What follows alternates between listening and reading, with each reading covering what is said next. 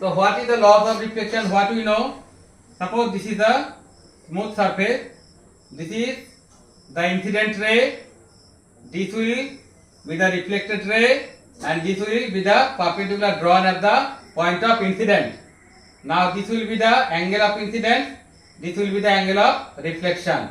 Suppose it is AO is the incident ray, OB is the reflected ray, X, so X dash is the surface, and ON, suppose ON is the normal or perpendicular. Okay, so this is the diagram. This is the incident ray, this is the reflected ray, and this is the perpendicular drawn at the point of incident, and this is the smooth surface. Now what is the first law? Incident ray AO, reflected ray OB, and perpendicular drawn at the point of incident ON will all lie on the same plane. Incident ray, reflected ray, and perpendicular drawn at the point of incident will all lie on the same plane. Okay, so all lie on the same plane. Incident ray, reflected ray, perpendicular drawn at the point of incident will all lie on the same plane. Number 2 is very easy. The angle of incident will be equal to the angle of reflection. Angle of incident I will be equal to the angle of reflection R. The angle of incident will be equal to the angle of reflection. So I am explaining once again. These two laws are known as, this together is known as laws of reflection. Laws of reflection. Okay. So what is the laws of reflection? Incident ray, reflected ray, perpendicular drawn at the point of incident will all lie on the same plane, and angle of incident will be equal to the angle of reflection. If the angle of incident is I, then it will be equal to R. Okay. So these two together is known as the laws of reflection. So I think it's clear. So this will be the diagrams. Okay. AO is the incident ray, OB is the reflected ray, ON is the perpendicular drawn at the point of incident, and X, so X dash is the smooth surface. So this is the laws of reflection. So I think it's now clear to you. So laws of reflection, if it comes in the examination, you can easily write now. So you have to draw this diagram and you have to write incident ray, reflected ray, perpendicular drawn at the points of incident will all lie on the same plane, and angle of incident will be equal to the angle of reflection. Okay. So we will do some numeric sums also by using this laws. Okay. Now next one, I will explain one question.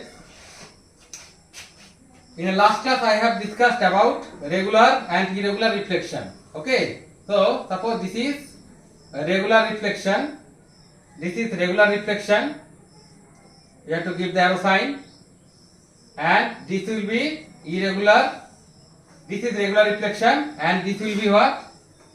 This will be, in case of the rough surface, this will be irregular reflection. This will be irregular reflection. Okay, this will be irregular reflection. Okay. So what we have seen, in case of the regular reflection, the ray will move to a particular direction, and in case of the diffuse reflection, the reflected ray scattered in all direction. Now, can anybody explain why? Let me explain that. Why it will scattered in all direction, and why it will obey a particular rule and it will move to a particular direction. This is a smooth surface. This is the parallel beam of light. 3 parallel beam of light. So if I draw the perpendicular from the point of incidence, then what we know from the laws of second law of reflection, angle of incident will be equal to the angle of reflection. Angle of incident will be equal to the angle of reflection. Angle of incident will be equal to the angle of reflection. That means what? See, these all are the perpendicular. Suppose it is O, N, O dash, N dash, O double dash, N double dash. Okay. So these are the perpendicular drawn at the point of incidence. Okay. So these perpendicular are also what? Parallel to each other. And as the angle of incident will always be equal to the angle of reflection, that's why the reflected ray will also be parallel to each other. Okay, I am drawing it one by one. Suppose this is the incident ray, this will be the perpendicular, this will be the reflected ray. Again, this is the incident ray, this will be the perpendicular, and this will be the reflected ray. Again, this is the incident ray, this will be the perpendicular, and this will be the reflected ray. So see, the perpendicular, all the perpendicular are parallel to each other, and that is why the reflected ray will also be parallel to each other. Now, in case of the diffuse reflection, suppose this is one incident ray, this is the perpendicular drawn, and this will be the reflected ray. This is another incident ray. This will be the perpendicular drawn, and this will be the reflected ray, making same angle.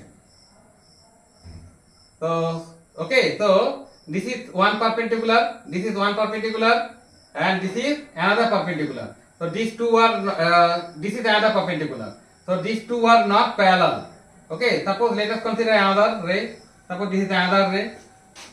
So this will be the perpendicular, and this will be the reflected ray. So this is one perpendicular, this is another perpendicular, this is another perpendicular. So this is this direction, this is this direction, this is this direction. So these three perpendicular are not parallel to each other. That's why the reflected ray will also not be parallel to each other, but it will scatter in every direction. Okay, because it will always make the same angle of incident and the reflection. Okay, the two angles will be same always.